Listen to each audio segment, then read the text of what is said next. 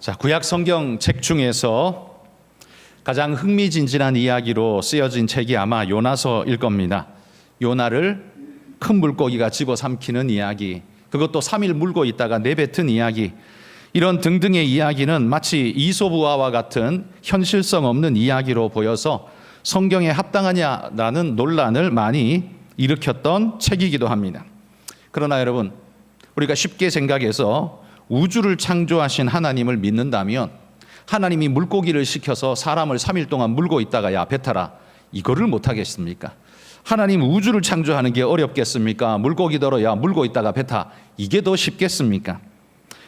우리가 하나님의 천지 창조를 믿는다면 요나서를 못 믿을 이유는 전혀 없다라고 생각합니다.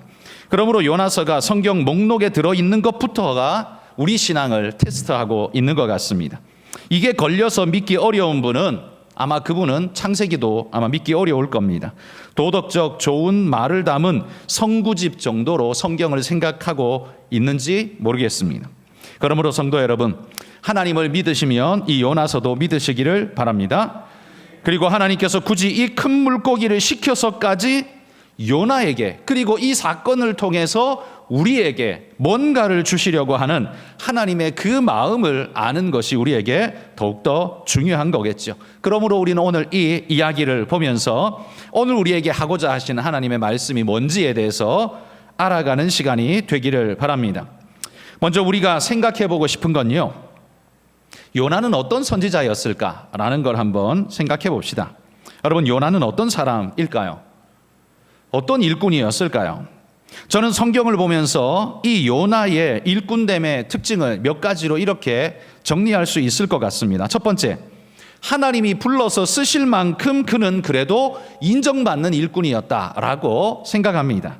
요나 이야기에 여러 내용이 있지만요, 일단 하나님께서 니느웨라는 거대한 제국의 심장부에 들어가서 하나님 말씀을 전하게 하는 이 큰 일에 요나가 생각났다는 것, 얘를 보내야 되겠다라는 거, 요나가 보통 인물이 아니었다는 걸 우리가 알 수 있죠.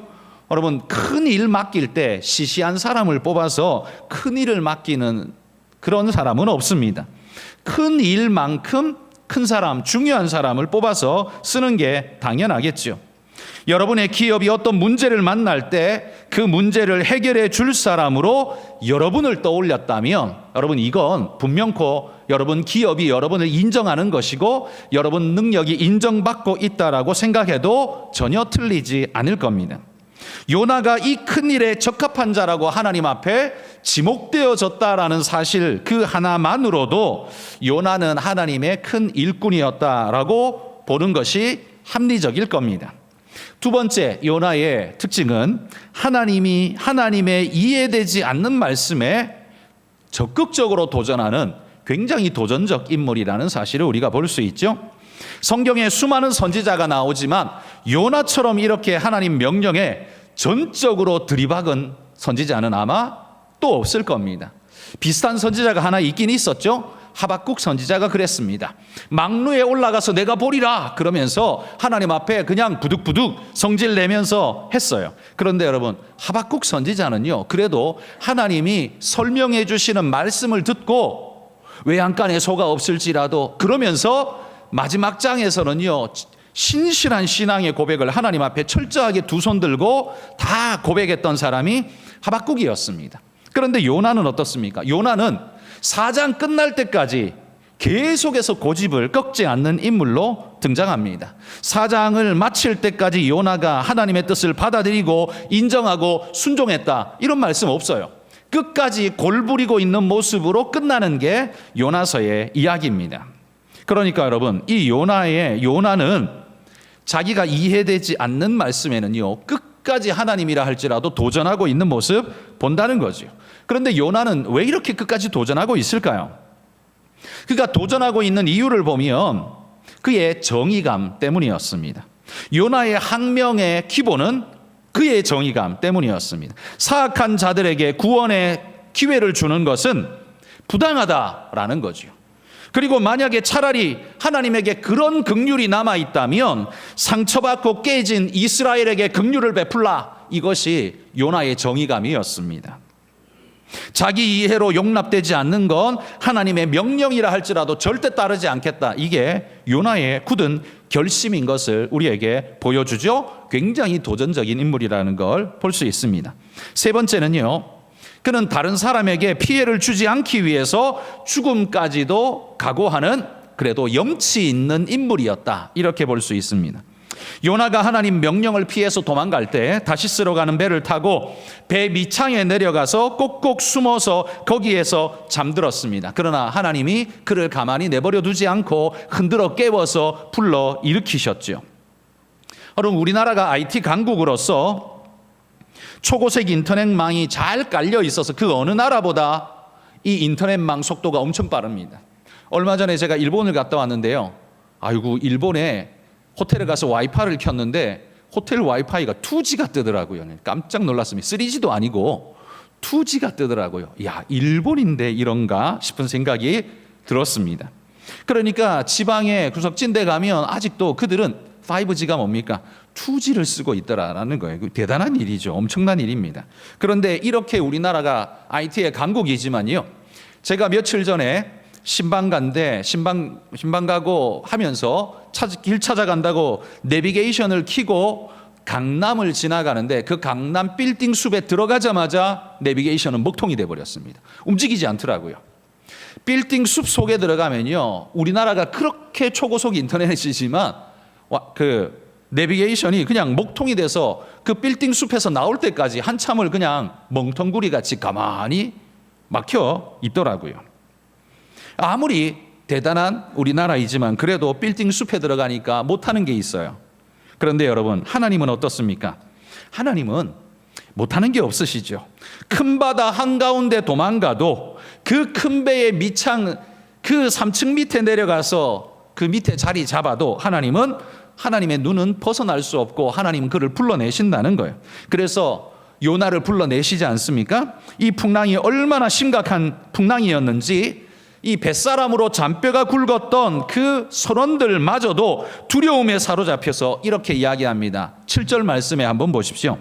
그들이 서로 이르되, 자, 우리가 제비를 뽑아 이 재앙이 누구로 말미암아 우리에게 임하였나 알아보자. 그러니까 자기들 스스로가 억어할 수 있는 능력이 넘어서는 거예요. 자기 능력을 넘어서는 이 현실에 대해서는 전적으로 신적인 일이다라고 생각할 수밖에 없었습니다. 그래서 이 재앙이 누구에게서부터 왔는지 한번 알아보자. 제비를 뽑습니다. 그랬더니만 이 제비가 그 수많은 사람 중에, 여러분, 그 지중해를 횡단하려면 12명 타는 조각배 보트 가지고는 절대로 못 건너가죠. 적어도 수백 명 타는 갤리선 같은 엄청난 큰 배여야만 그 지중해를 건너갈 겁니다. 그러니 이 배에는 분명히 아마도 수백 명이 타고 있었을 겁니다. 그런데 거기에서 제비를 뽑았는데요, 요나가 딱 걸렸습니다. 그러자 선원이 요나에게 묻습니다. 8절, 이 재앙이 누구 때문에 우리에게 임하였는가 말하라. 네 생업이 무엇이며 네가 어디서 왔으며 네 나라가 어디며 어느 민족에 속하였느냐. 그러면서 왜 이런 일이 우리에게 왔는지 알고 싶어서 추궁하고 있습니다. 요나는요, 제비에 뽑히자 포기했습니다. 이 모든 일은 하나님 때문에 벌어진 일이라는 걸 요나는 너무나 잘 알고 있었습니다. 그래서 그는 순순히 이실직고 합니다. 그리고는 이렇게 말합니다. 12절입니다. 12절에 그가 대답하되 나를 들어 바다에 던지라. 그리하면 바다가 너희를 위하여 잔잔하리라. 너희가 이 큰 폭풍을 만난 것이 나 때문인 줄을 내가 아노라. 이렇게 말합니다. 그러니까 제비 뽑혔어도 끝까지 오리발을 내밀 수 있잖아요. 이게 뭐야, 이건 다 거짓말이야 하고 버팅길 수 있잖아요. 증명할 방법이 없기 때문에 버티면 되는데 요나는 이실직고 합니다. 왜일까요? 자기 때문에 죽을 위기에 처한 그 수많은 사람들을 보며 마음에 찔렸습니다. 그리고 자기는 답을 알고 있습니다. 자기 때문이란 거. 그래서 그는 나를 바다에 던지라 이렇게 말합니다. 죽음 앞에서도 초연하게 자기를 내놓고 있는 모습을 본다는 거죠. 요나는요, 염치 있는 인물이었습니다. 죽기 싫어서 도망가는 인물이 아니었다는 말이죠.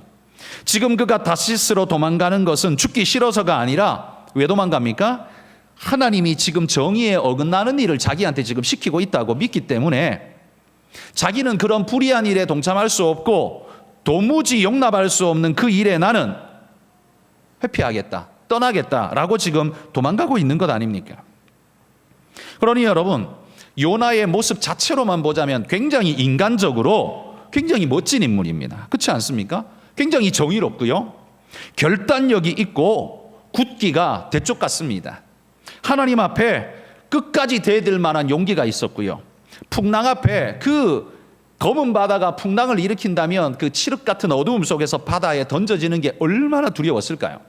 그럼에도 불구하고 자기를 던지라고 말하는 용기 있는 인물입니다. 아마 제가 생각할 때 요나가 한국 땅에 100년 전에 태어났으면 아마 100% 독립군이 됐을 것 같습니다. 죽어도 독립군이 됐을 것 같습니다. 그런 인물이 요나였다라는 이야기죠. 그리고 네 번째, 마지막은요, 이해되기 전까지는 끝까지 굽히기를 거부하는 그런 대쪽 같은 인물이었습니다. 그가 이해되지 않아서 도망갔지만요, 물고기 뱃속에 갇혀 있다가 나오게 되죠. 이 정도 되면 모든 사람들이 다 두려움에 사로잡혀서요, 자기 고집이고 정의감이고 뭐고 간에 다 집어던지고 하나님 뭐든 하겠습니다, 살려만 주십시오 라고 말하는 게 보통 인간의 모습일 겁니다. 근데요, 요나는 그렇지 않았습니다. 니느웨 가기는 갔습니다.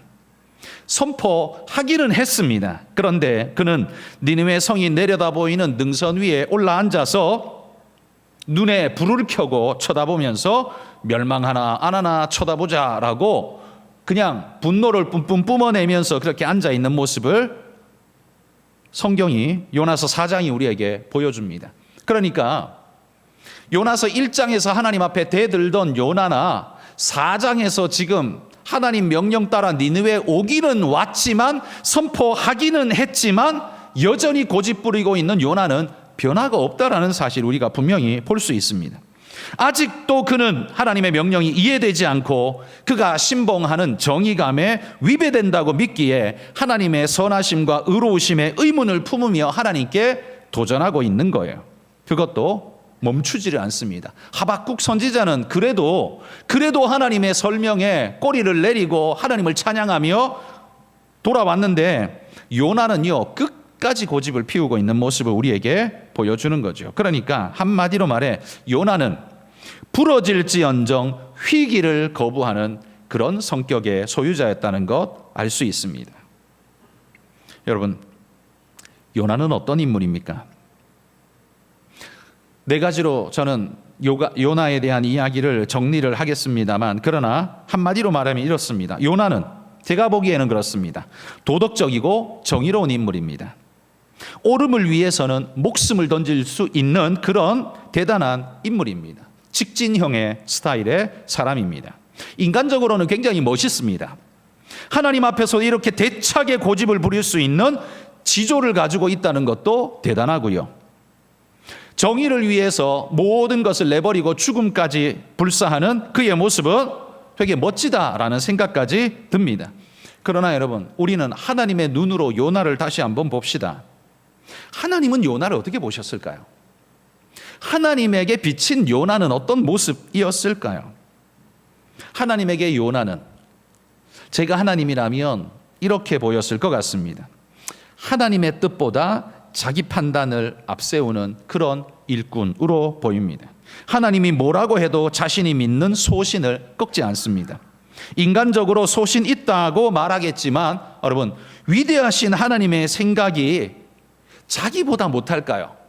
위대하신 하나님의 정의감이 인간보다 못할까요? 그런데 지금 요나는 하나님 앞에 정의롭지 못하고 분노를 뿜어내면서 소리치고 있는 겁니다. 자기의 판단이 하나님의 판단보다 앞선다라고 굳게 믿기에 이러할 수밖에 없는 요나의 모습 우리에게 보여주고 있습니다. 이게 요나입니다. 하나님은 얼마나 자존심 상할까요? 여러분, 무슨 일을 해도요 설명 못할 일 있잖아요. 우리가 우리 사춘기 자녀들에게 혹은 그 이하의 어린 자녀들에게 뭔가를 설명해야 되는데 아직 그들이 이해할 만한 상황이 아니면 우리는 그냥 이렇게 말합니다. 네가 크면 알 거야. 답답한 마음으로 네가 크면 알 거야.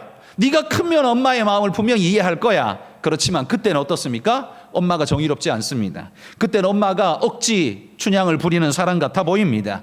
그때의 엄마는 자기보다 못한 존재로 보입니다. 그러나 객관적으로 못한 겁니까? 아니요, 못한 게 아닙니다. 그 아이의 세계 속에서는 그게 이해가 되지 않을 뿐입니다. 그러나 엄마의 세계로 들어오면 이건 너무나 당연한 결과이고 수순입니다. 마찬가지 아닐까요? 요나의 세계에서는 이해할 수 없는 그것이 목숨을 내던지기까지 지켜야 할 어떤 것처럼 요나에게 보였습니다. 그렇지만 하나님의 세계 속에 들어가면, 하나님의 이해의 크기 속에 들어가면 요나가 어리석고 미련한 일을 하는 것이지 하나님이 잘못된 것을 하고 있는 게 아니라는 것, 그걸 발견하게 될 거라는 말입니다. 그러니 여러분, 하나님의 뜻보다 자기 판단을 앞세우는 이런 일꾼, 얼마나 위험천만한 일꾼입니까? 두 번째는요, 이 요나의 모습을 보면 하나님이 강한 충격 요법을 사용해야만 겨우 따르는 척하는 그런 존재인 것 같습니다. 그가 물고기 뱃속에 하나님이 일부러 3일간을 묶어두셨습니다. 여러분, 그 하나님이 왜 굳이 물고기 뱃속에다가 큰 물고기, 너 저 요나 물고 있어. 3일 동안이야. 꼭 물고 있다가 내가 뱉으라고 하면 저 해변에다가 그냥 토해내. 하나님이 그렇게 시켰어요. 왜 하필 3일일까요? 물론 예수님이 무덤에 갇히신 지 3일 만에 부활하신 것에 대한 예표로서도 우리는 이것이 사용되어집니다만 그 3일간의 용도가 뭘까요? 그 3일간의 용도는 물고기 뱃속에서 요나가 자기 자신을 돌아보고 하나님의 명령 앞에 자신을 돌아보게 하는 시간이 3일 아니겠습니까? 한마디로 말해 침묵의 방에 집어넣고 3일간 깊이 숙고해봐, 생각해봐 라고 하나님이 그에게 처방책을 내린 겁니다. 그것도 그냥 골방이 아니라 물고기 뱃속에 집어넣은 극단적인 처방책이었습니다. 그런데 요나는요, 그게 아니었다면 절대로 니느웨 안 갔을 겁니다. 그런 걸 아시기에 하나님이 이런 극단적 처방을 내리신 거죠. 여러분, 일꾼을 쓰실 때 이런 자들만 가득하다면 이거 얼마나 불편할까요? 생각해 보십시오. 여러분이 회사의 기업 오너인데 직원들이 이거 왜 해야 돼요? 설명해 보세요. 왜 꼭 그렇게 해야 돼요? 라고 꼬치꼬치 따지고 묻는다면, 맨날 그걸 묻는다면, 그래 한 놈도 아니고 전부 다가 그렇게 묻는다면, 그럼 여러분 일을 어떻게 할 수 있을까요? 여러분, 때로는 설명을 미리 못해도 진행해야 되는 어떤 일이 있지 않습니까? 그리고 어떤 일은요, 전략적인 일은 미리 누설하면 안 되기 때문에 말할 수 없는 그런 것도 있지 않습니까? 기업 간에 기밀이 있고 이 기밀이 누설되면 안 되기 때문에 일단은 이렇게 좀 해봐 라고 말할 때가 있잖아요. 그런데 자기가 이해 안 된다고 끝까지 고집 피우는 부하 직원이 있다면 여러분은 어떻게 하시겠습니까? 부하 직원 입장에서는요, 그렇게 고집하는 게 맞아 보일지 모릅니다. 자기 세계 속에서는요. 그러나 오너의 세계 속에 들어가면 이게 왜 그래야 하는지가 너무 선명한데 아직은 말해줄 수 없다면 그럼 얼마나 답답할까요? 이게 하나님의 마음 아닐까요? 세 번째는요, 이해되지 않아도 하나님 그분을 신뢰하는 그 마음으로 먼저 믿어줄 수 있었다면 얼마나 좋았을까라는 생각을 합니다. 요나는 그런 존재가 못 됐다는 거예요. 그러니까 이해는 안 되는데 하나님이시잖아요. 실수할 리 없잖아요. 나보다 정의롭지 못하지 않잖아요. 그것만 믿어준다면, 이 사건은 자체하고서라도 하나님 그분의 존재 자체만 내가 인정하고 믿을 수 있다면, 이거는 이해 안 되지만 하나님이 이해되기 때문에 내가 믿을 수 있기 때문에 하나님 지금은 이해 안 되지만 일단은 순종하겠습니다. 이게 가능하지 않을까요? 그런데 요나는 그것조차 안 됐다는 말이에요. 그러니까 여러분, 하나님을 신앙하는 데에는 어떤 때에는요, 이해보다 신뢰가 앞서야 할 때가 분명히 많습니다. 신앙은 더욱더 그렇습니다. 이건 수학처럼 딱 떨어지는 게 아니기 때문입니다. 신앙은 계산하면 딱 떨어져 나와야 하는 수학이 아니기 때문에 그래요. 이건 1+1이 반드시 이어야 하는 게 아니라 이건 수만 가지의 답이 나오기 때문이에요. 똑같은 질문을 이 사람에게 던지면 A라는 답을 하고 저 사람이 던지면 B라고 하고 저 사람이 던지면 C라고 답하는 게 그게 인생사 아닙니까? 그 속에서는 정해져 있는 하나가 없어요. 그렇다면 여러분, 사람도 그러할진데 내가 하나님을 다 이해하는 것도 아닌데 하나님 그분 자체를 내가 믿고 신뢰한다면 그분이 말씀한 건 이해 안 되지만 나는 하나님 당신을 신뢰합니다. 그러므로 일단 순종하겠습니다. 여러분, 이게 믿음 아닐까요? 저는 이게 믿음이라고 생각합니다. 그렇다면 지금 요나가 보이고 있는 건 이건 불신이에요.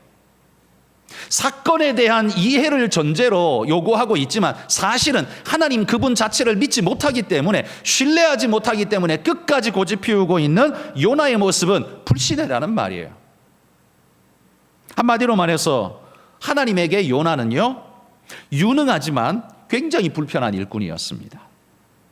여러분, 여러분 같으면 여러분 직장에 이런 직원이 있다면 마음이 편하시겠습니까? 유능하긴 한데 쓰기가 너무 불편해. 그냥 손잡이에 가시가 돋친 것 같아. 뭘 잡고 좀 쓰려고 그러면 자꾸 날 찔러대.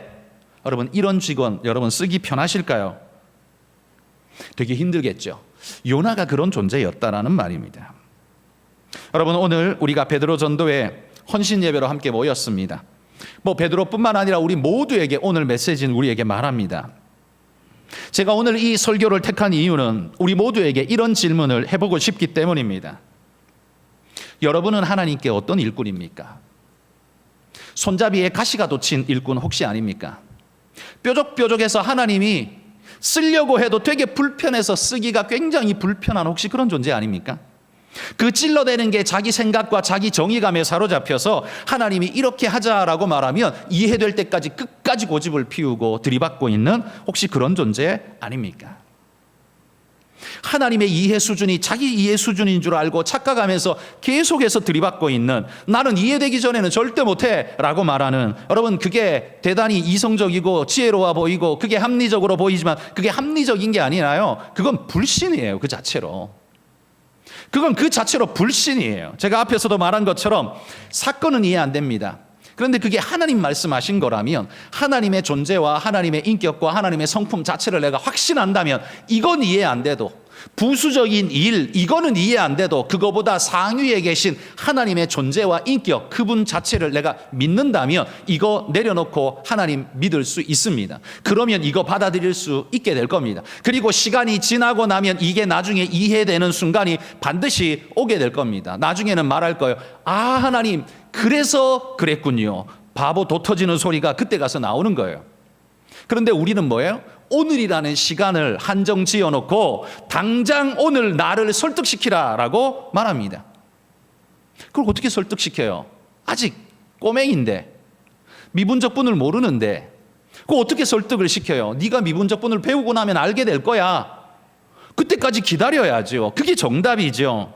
그런데 이제 초등학교 1학년생에게는 불가능한 이야기잖아요. 하나님 앞엔 그렇다는 겁니다. 사람과 사람에는요, 신뢰도 굉장히 중요하지만 사실 이해가 우리에게 먼저 되어져야 할 요소가 많잖아요. 사람 대 사람이라면 그렇습니다. 그러나 적어도 지금 요나는요, 사람 대 사람이 아니라 하나님과 맞짱을 뜨는데 하나님 그분의 성품과 정의감, 정의로움과 그 모든 것을 지금 불신하고 있는 겁니다. 자기의 정의감이 하나님보다 뛰어나고 믿고 있는 겁니다. 자신의 판단이 하나님보다 뛰어나다고 믿고 있는 겁니다. 이 얼마나 위험천만한 존재입니까? 그러니 저는 이런 요나 같은 사람이 하나님께 얼마나 불편한 존재인가를 우리가 한번 돌아보면서 우리가 신앙하고 있는 모습이 혹시 요나 같지 않은가를 우리가 한번 돌아보자는 겁니다. 여러분, 하나님 앞에 여러분이 아무리 자원이 많고 뛰어나고 똑똑하고 세상에 잘났어도 하나님 쓰시기 불편한 손잡이에 가시 돋친 존재라면 하나님 못 쓰실 겁니다. 그런 존재는 하나님이 안 쓰실 겁니다. 묵혀뒀다가 익을 때까지 기다렸다가 나중에 어떻게 한번 해보자 라고 할지 모릅니다. 여러분, 이게 얼마나 자기 손해입니까? 내 인생은 자꾸 깔아먹어져 가고 있는데, 내 시간, 죽음은 자꾸 다가오고 있는데 하나님은 자꾸 나를 방치하고 밀어두고 있다면 그만큼 내가 손해보고 있다는 건데, 내가 일찍 부름받아서 일찍 쓰임받고 일찍 하나님의 은혜를 받고 적극적으로 쓰임받는다면 인생이 얼마나 행복할까요? 그런데 끝까지 고집 피우고 끝까지 버팅기다가 인생 거의 죽을 때 가까이 와서 그때서야 아 하나님 그러네요 하고는 깨하고 죽으면 뭐 하나님 자기 인생 속에 하나님 역사 동행하지도 못하고 뭘 하지도 못하고 아무것도 못하고 간다면 여러분 이게 얼마나 안타까운 인생이 되겠냐라는 말입니다. 저는 오늘 요나를 보면서 우리 자신을 비춰보는 거울이 되기를 소망합니다. 여러분 우리는 우리 스스로에게 겸손해야 합니다. 내 정의감이 하나님보다 뛰어나다고 착각하며 들이대는 이런 우리의 모습을 회개해야 하고, 우리가 아무리 합리적이고 대단해도 하나님 앞에 한 치 앞도 내다보지 못하는 굉장히 짧은 존재라는 걸 기억하고 그분의 존재와 인격 그 자체를, 오늘 내게 주어진 명령 자체가 이해되지 않더라도 그분의 인격과 그분 자체를 인정한다면, 이게 이해되지 않아도 그분을 믿고 따라 보십시오. 그러면 반드시 이게 이해되고 이것이 축복으로 돌아오는 은혜의 역사가 있을 줄 믿습니다. 성도 여러분, 주님 앞에 신앙한다는 게, 하나님 앞에 신앙한다는 게 뭡니까? 이해되어야 하는 겁니까? 그 정도 하나님이라면 굉장히 작은 하나님인 거예요. 굉장히 좁쌀 영감 같은 하나님이 될 것입니다. 하나님은 그런 하나님은 아닙니다. 여러분, 우리가 감히 측량할 수 없는 창조주 하나님이라고 기도할 때는 멋들어지게 기도해놓고 늘 요나같이 하나님 앞에 태클을 걸고 가시도 친 모습으로 하나님 앞에 그렇게 살아간다면, 여러분 우리는 신앙을 하고 있는 게 아니라 자기 존재의 인격만 세우고 있는 거지 신앙하고 있는 게 아닙니다. 신앙은 뭡니까? 하나님 앞에 자기를 내놓는 겁니다. 하나님 앞에 자기 자신을 버리는 겁니다. 십자가를 지는 겁니다. 그게 신앙이죠. 여러분, 이해되지 않는다고 해서 포기하지 마십시오. 이게 이해는 안 되는데요, 하나님, 근데 나는 하나님의 존재와 당신의 성품과 능력을 믿습니다. 여러분, 그거 하나로 믿고 가보십시오. 남들이 볼 땐 되게 어리석어 보이고 남들이 볼 때는 되게 무모해 보이지만, 성경이 말하는 하나님을 여러분이 진짜 믿는다면 얼마간 시간이 지난 다음에 이것이 해석되어지게 하나님 우리에게 은혜로 역사해 주실 겁니다. 그때는 그게 얼마나 감사한 일인지, 내가 그때 순종했던 게 얼마나 감사한 일인지 여러분 우리는 이해하게 될 줄 믿습니다. 여러분, 우리 요나가 아닌, 요나 같은 신앙인이 아닌 참된 바른 믿음의 신앙인이 되시기를 주의 이름으로 축복합니다. 기도하겠습니다.